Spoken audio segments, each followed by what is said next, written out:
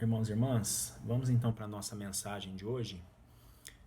Gostaria que nós pudéssemos ler o texto que se encontra em Jeremias. No primeiro capítulo, nós leremos do verso 1 ao verso 19. Profeta Jeremias, capítulo 1, do 1 ao 19. Se você quiser encontrar para acompanhar comigo, eu vou ler daqui. O texto que eu vou ler é na Nova Versão Internacional, né? NVI, que é uma tradução muito mais acessível do que a revista atualizada ou a revista corrigida, que tem expressões e termos que a maioria das pessoas nem compreende. Então nós vamos de Nova Versão Internacional, não é? Jeremias 1, de 1 a 19. As palavras de Jeremias, filho de Ilquias, um dos sacerdotes de Anatote, no território de Benjamim. A palavra do Senhor veio a ele no 13º ano do reinado de Josias, filho de Amon, rei de Judá. E durante o reinado de Jeoaquim, filho de Josias, rei de Judá, até o 5º mês do 11º ano de Zedequias, filho de Josias, rei de Judá, quando os habitantes de Jerusalém foram levados para o exílio. A palavra do Senhor veio a mim dizendo: Antes de formá-lo no ventre eu o escolhi, antes de você nascer eu o separei e o designei profeta às nações. Mas eu disse: soberano Senhor, eu não sei falar, pois ainda sou muito jovem. O Senhor, porém, me disse: não diga que é muito jovem. A todos a quem eu o enviar, você irá e dirá tudo o que eu lhe ordenar. Não tenha medo deles, pois eu estou com você para protegê-lo, diz o Senhor. O Senhor estendeu a mão, tocou a minha boca e disse-me: agora ponho em sua boca as minhas palavras. Veja, eu hoje dou a você autoridade sobre as nações e reinos, para arrancar e despedaçar, arruinar e destruir, para edificar e para plantar. E a palavra do Senhor veio a mim: o que você vê, Jeremias? Vejo o ramo de uma amendoeira. Respondi. O Senhor me disse: você viu bem, pois estou vigiando para que a minha palavra se cumpra. A palavra do Senhor veio a mim pela segunda vez, dizendo: o que você vê? E eu respondi: vejo uma panela fervendo. Ela está inclinada do norte para cá. O Senhor disse: do norte se derramará a desgraça sobre todos os habitantes da terra. Estou convocando todos os povos dos reinos do norte, diz o Senhor. Cada um virá e colocará o seu trono diante das portas de Jerusalém. Virão contra todas as muralhas que a cercam e contra todas as cidades de Judá. Pronunciarei a minha sentença contra o meu povo por todas as suas maldades, porque me abandonaram, queimaram incenso a outros deuses e adoraram deuses que as suas mãos fizeram. E você, prepare-se, vá dizer-lhes tudo o que eu te ordenar. Não fique aterrorizado por causa deles, senão eu o aterrorizarei diante deles. E hoje eu faço de você uma cidade fortificada, uma coluna de ferro e um muro de bronze contra toda a terra, contra os reis de Judá, seus oficiais, seus sacerdotes e o povo da terra. Eles lutarão contra você, mas não o vencerão, pois eu estou com você e o protegerei, diz o Senhor. Vamos orar antes da meditação?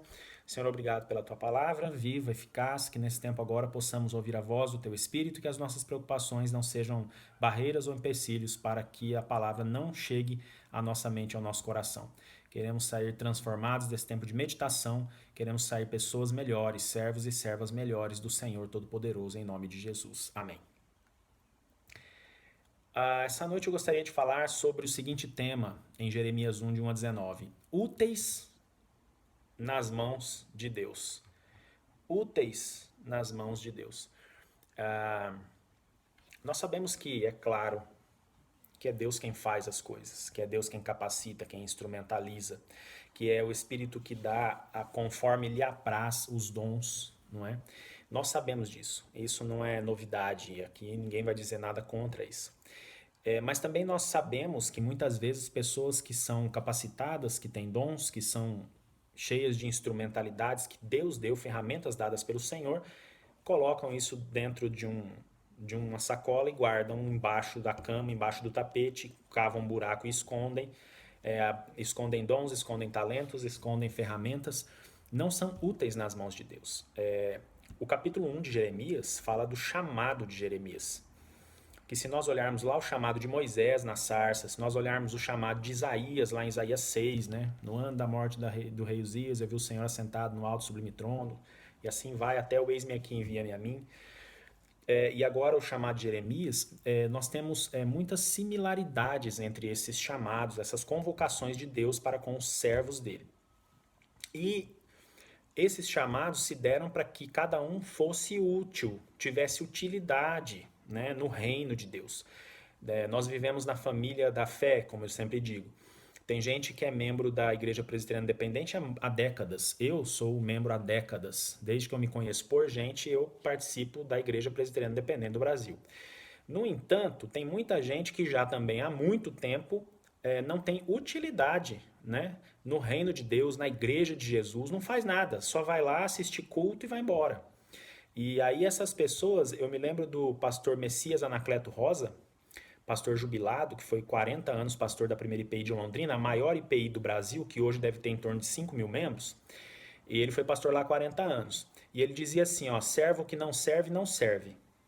Deus não quer pessoas inúteis, pessoas que só querem encher a barriga com boa palavra, com louvor agradável, com hino que gosta. Deus quer pessoas que trabalhem. A seara está aí, os trabalhadores são poucos. Tem muita gente colocando a mão na arada e olhando para trás. E tem que tomar cuidado para não ficar para trás, não é? Nós falamos muito, por exemplo, da graça, irresistível graça de Deus. Maravilhosa graça, irresistível, e é de fato. Quando nós nos conectamos à graça de Deus, é impossível a gente não se render a essa graça maravilhosa. Só que tem muita gente fazendo dessa graça algo barato, como diz Dietrich Bonhoeffer no livro Discipulado. Logo no início ele fala da graça barata, eu já falei isso para vocês algum tempo atrás. A graça não foi de graça. Graça é favor imerecido, mas ela teve um preço altíssimo, que foi a vida de Jesus Cristo, né? O Cordeiro Santo de Deus, aquele sem pecado. Então a graça não foi de graça, ela teve um altíssimo preço. Nós cantamos, eu sei que foi pago um alto preço, para que contigo eu fosse um meu irmão. Não é? Qual é o alto preço? A vida de Jesus Cristo. Perfeito, sem pecado. Então a graça não foi de graça, ela é um favor imerecido, eu nem merecia, mas Deus me alcança com a sua graça, que custou um preço altíssimo, que é a morte de Jesus.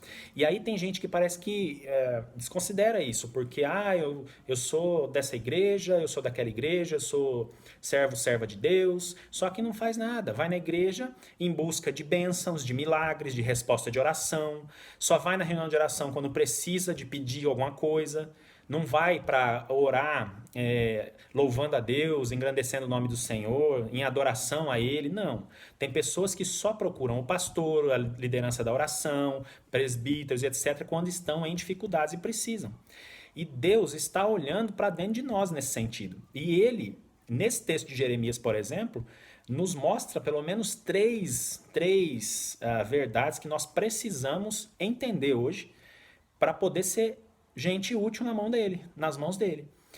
Se Jeremias tivesse virado as costas para essa convocação de Deus, ele não teria sido o profeta que foi usado como foi nas mãos de Deus. Se ele tivesse ficado acanhado, e a gente vai ver aqui no texto, nessas 3 verdades, uma delas tem muito a ver com a gente.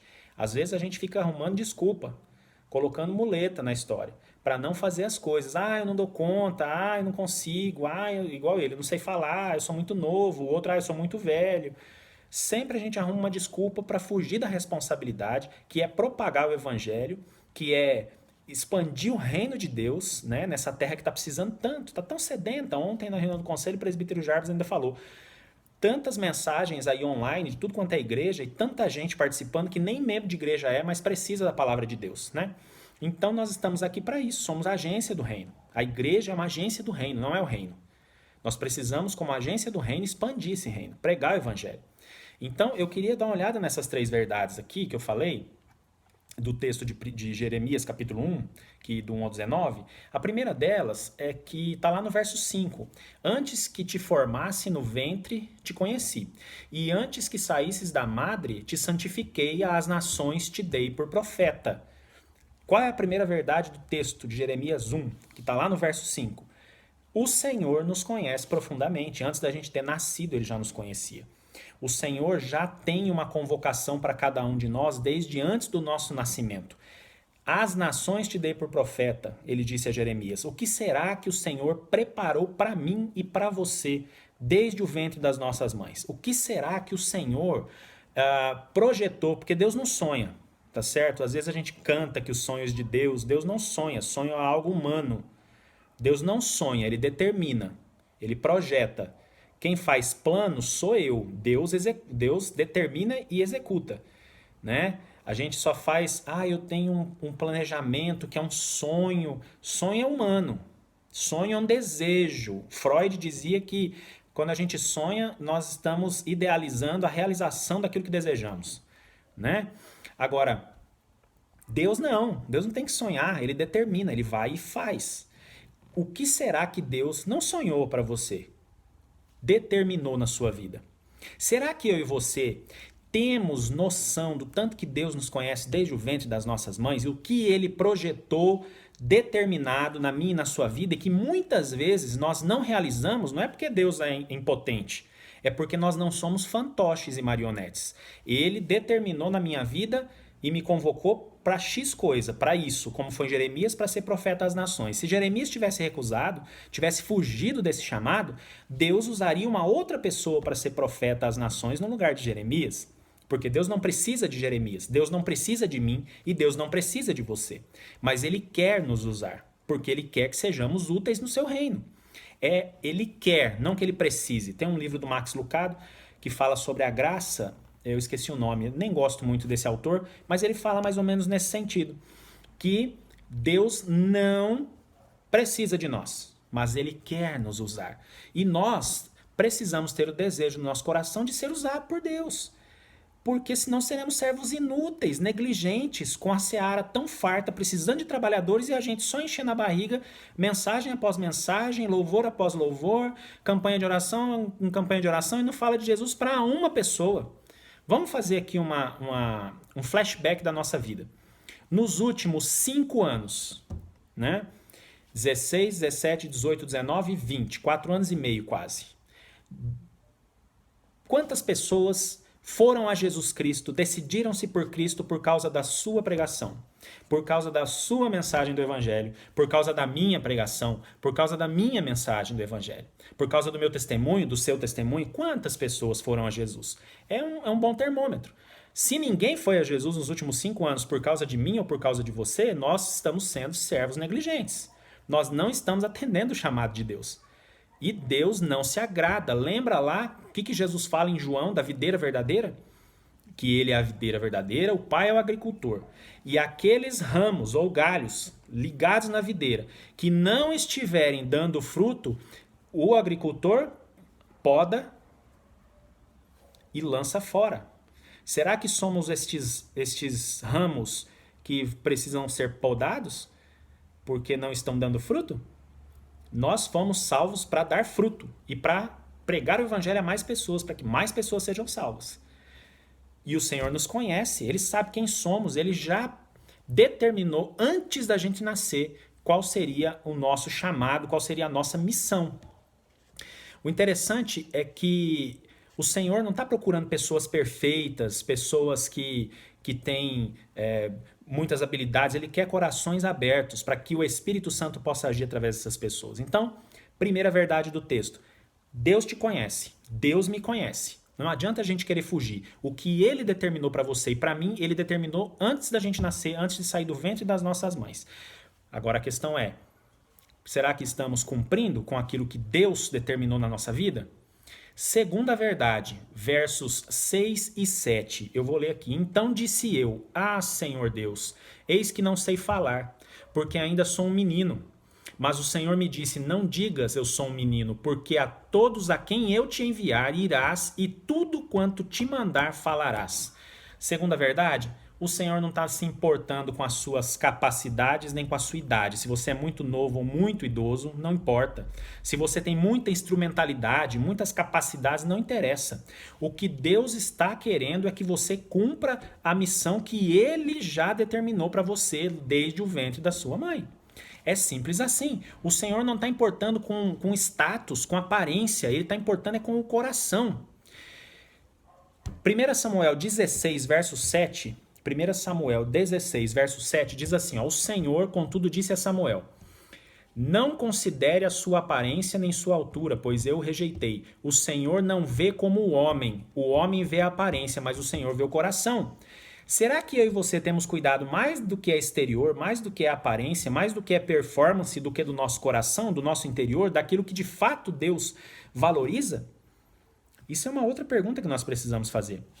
O que eu sei é que o Senhor não está interessado em aparência, status, performance, capacidade. O que Ele quer é coração aberto para que o Espírito Santo, dentro desse coração, possa usar a nossa vida. Você pode estar percebendo que úteis nas mãos de Deus é um grande tema, difícil, né? Porque às vezes a gente vai se sentir um pouco inútil nas mãos de Deus. Pois agora é hora da gente parar de falar, eu sou menino, igual Jeremias, e entender que se Deus está nos chamando para o seu exército, nós até cantamos, né? Pelo Senhor marchamos. Sim, marchamos para onde? O texto do Novo Testamento diz que as portas do inferno não prevalecerão contra a igreja, mas uma igreja que não está em marcha, que não está indo até onde as pessoas precisam do evangelho, é uma igreja que está parada, estagnada, é uma igreja que não é movimento, é apenas monumento. Deus não quer igreja monumento, ela quer igreja movimento, tá certo? Esse tempo de quarentena, a gente tem falado assim, nossa, a gente não está conseguindo ir à igreja, Até ontem o Chiquinho, na reunião do conselho, citou uma charge, e eu vi também. O diabo dizendo assim para Deus, com essa quarentena, com esse vírus, eu consegui fechar todas as igrejas. E aí Deus diz assim para o diabo, não, na verdade, esse vírus e essa quarentena fez abrir uma igreja em cada lar. Tá certo? Então, a nossa igreja, se tem 100 membros, não é? Se tem 30, 40 lares, porque são famílias, né, os membros, nós temos, então, em vez de uma reunião, uma igreja que reúne lá na Praça Santana 34, nós temos pelo menos 30, 40 igrejas se reunindo nas casas. Agora que você está vendo essa mensagem, é igreja reunida. Entende? Então, nós precisamos marchar, avançar, precisamos pregar o evangelho. Agora, Deus já convocou. Deus convocou. Eu me lembro lá de Isaías. Senhor, eu não tenho condição. Aí veio um anjo com a tenaz, tocou seus lábios, purificou o Isaías. E então ele diz, eis-me aqui, envia-me a mim. Lá no verso 8 de Isaías 6. Né? Jeremias a mesma coisa. Eu não dou conta, eu sou menino, não consigo. Pois é, tem muita gente usando desculpa. E isso está fazendo o quê? Vidas sendo mortas, ceifadas e indo para o inferno. Por falta de pregação nossa como servo e serva de Deus. Porque nós não estamos sendo úteis para aquilo que o Senhor nos convocou. Deus não nos convocou para ser membro da igreja, ficar sentado no banco, enchendo a barriga com a pregação, gostando de uma música, não gostando da outra. Não é para isso, é para pregar o evangelho. A igreja é a agência do reino de Deus. Temos que pregar o evangelho. Fale do evangelho, viva o evangelho para sua vizinhança, para seus parentes. Vamos fazer isso lá onde a gente trabalha, onde a gente estuda, na rua, por onde a gente anda. Tem que pregar o evangelho.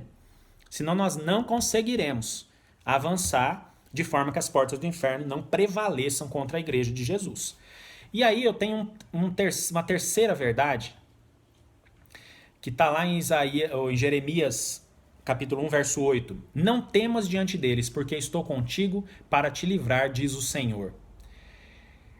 E aí também lá no verso 17. Tu, pois, cinge os teus lombos e levanta-te, e dize-lhes tudo quanto eu te mandar. Não te espantes diante deles, para que eu não te envergonhe diante deles. Terceira verdade é a junção de duas palavrinhas. Medo e confiança. Confiança e medo. Será que nós temos medo de avançar e de pregar o evangelho? Jeremias estava com medo. O Senhor disse, não tenha medo. Eu estou te chamando, eu estou te capacitando e eu vou te honrar. E o que eu falar para você, você vai propagar, você vai pregar. Então, muitas vezes, a gente esquece que o Senhor não apenas acalma a tempestade. Vocês lembram lá do Novo Testamento? Vamos lá em Jesus? Os discípulos estão no barco. Uma grande tempestade chega. E então eles veem alguém andando sobre as águas e chegando para próximo do barco. E eles ficam aterrorizados. Eles falam assim, meu Deus, é um fantasma. Vocês lembram desse texto do Novo Testamento, de Jesus? E aí, quem que é o que sempre fala antes até às vezes de pensar? Pedro. O que Pedro faz? Se é o Senhor, me manda ir ter contigo. E aí Jesus fala, vem. E ele desceu do barco, começou a andar sobre as águas, Pedro. Só que ele observou a tempestade, teve medo das ondas e começou a afundar. E então o Senhor Jesus estendeu a mão e o tirou até a superfície. E aí eles voltaram até o barco. E aí do barco o Senhor Jesus acalmou a tempestade. Note que eu não vou aqui entrar na questão de que Pedro não teve fé porque ele afundou, porque ele teve mais fé do que eu nem teria descido do barco. Eu não sei você. Então, para mim, ele teve muita fé para descer daquele barco. E depois, ele, como ser humano que é, começou a afundar porque ele começou a duvidar. Agora, eu nem do barco desceria. Então, Pedro, para mim, foi um homem de muita fé naquela situação. Eu queria só destacar uma coisa. Quando ele começa a afundar e Jesus estende a sua mão e traz ele de volta à tona ali, à superfície da água, a tempestade continuava. E ele vai com Pedro de volta ao barco. E a tempestade continuava. Só depois de estar no barco é que Jesus acalma a tempestade. Muitas vezes a gente está afundando igual Pedro. E aí clama a Jesus e Jesus pega e nos traz à superfície. Só que nem sempre voltar à superfície significa que a tempestade acabou. Às vezes, a gente vai ter que ir até o barco e às vezes até do outro lado da margem e a tempestade vai continuar. A diferença é que agora estaremos seguros nas mãos de Jesus. Então, às vezes a gente acredita que vou clamar a Jesus, acabou resolvido. Não, às vezes Jesus nos traz à tona para caminhar conosco no meio da tempestade. Mas ele está conosco.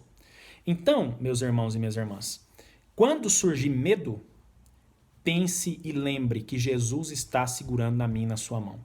Tenho medo, tenho dificuldade, não dou conta, dá sim, testemunho do evangelho sim. Olhe só Jeremias, quem foi? Um dos maiores profetas do Antigo Testamento.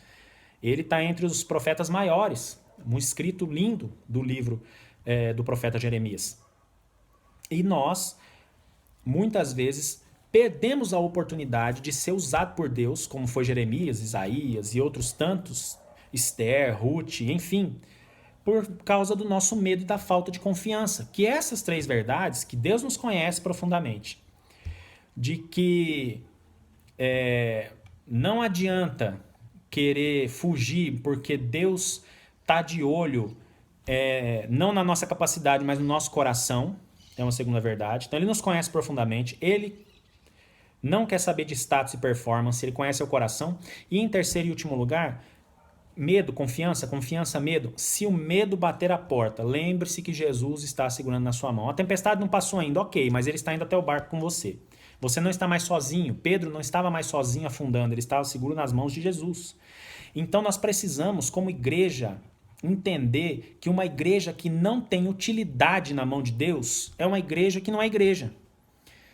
Aí a Ritinha vai lembrar que eu sempre faço aquela pergunta, se a igreja parar de funcionar amanhã, qual vai ser a relevância, não a nossa igreja, qualquer igreja, fechou as portas, qual vai ser o impacto social? Tem relevância social isso? Faz diferença ou não faz diferença nenhuma?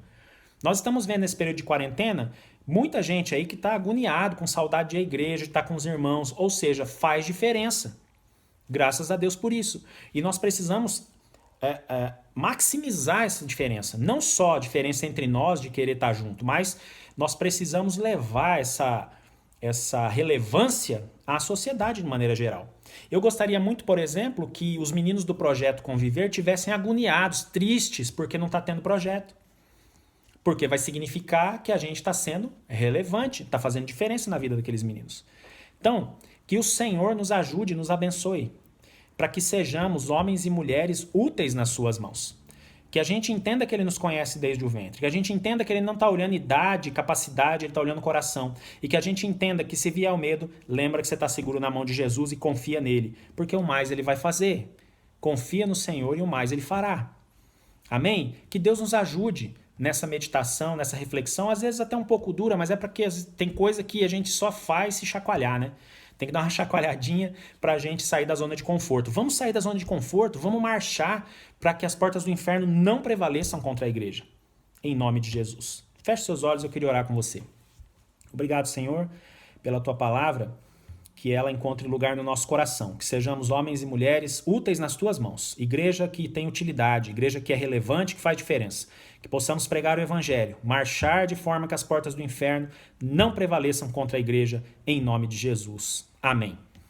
Que Deus te abençoe em nome de Jesus, que Deus fale ao seu coração mesmo com essa breve reflexão. Volto a lembrar aqui, você que ainda não fez esse mês por um ou outro motivo, uma ou outra razão, que você ainda não entregou seus dízimos, ofertas, nós temos 3 formas para isso. Domingo, das 10 às 11 da manhã, eu e o presbítero Célio Júnior estamos na igreja. Terça e quinta, das 8 às 10 da manhã, eu estarei na igreja, você pode levar até lá. Uma segunda forma é você entrar em contato comigo ou com o Célio Júnior, e aí a gente pode ir até você para pegar esse dízimo, essa oferta. A gente vai de máscara, paramentado, até porque a partir de amanhã em Goiás é proibido sair sem máscara. Excelente decisão. E você tem ainda a chance de fazer um depósito ou transferência para a conta bancária da igreja no Banco Santander. O presbítero Célio Júnior já informou no grupo e vai informar novamente, tá bom? Que Deus nos abençoe, que Deus abençoe a sua família, que Deus abençoe a sua semana, que seja uma semana na presença do Senhor, em nome de Jesus. Vou orar encerrando. Depois do vídeo vai ter o link de mais um hino, um hino que a gente gosta muito, porque ele vive. E eu vou colocar aí se você quiser ouvir. Seja abençoado em nome de Jesus. Senhor, obrigado por esse tempo, que o Senhor tenha recebido o nosso culto, a nossa adoração ao Senhor. E que o Senhor esteja conosco nesse tempo de dificuldade, do dia a dia, de quarentena, de lutas com enfermidades. Que o Senhor nos abençoe em nome de Jesus. E que a graça do nosso Senhor e Salvador Jesus Cristo, o amor de Deus, nosso Pai, as eternas consolações do Espírito Santo de Deus estejam sobre nós e sobre todo o povo de Deus espalhado pela face da terra, hoje e sempre. Amém e amém. Que Deus te abençoe, que Deus seja contigo, em nome de Jesus.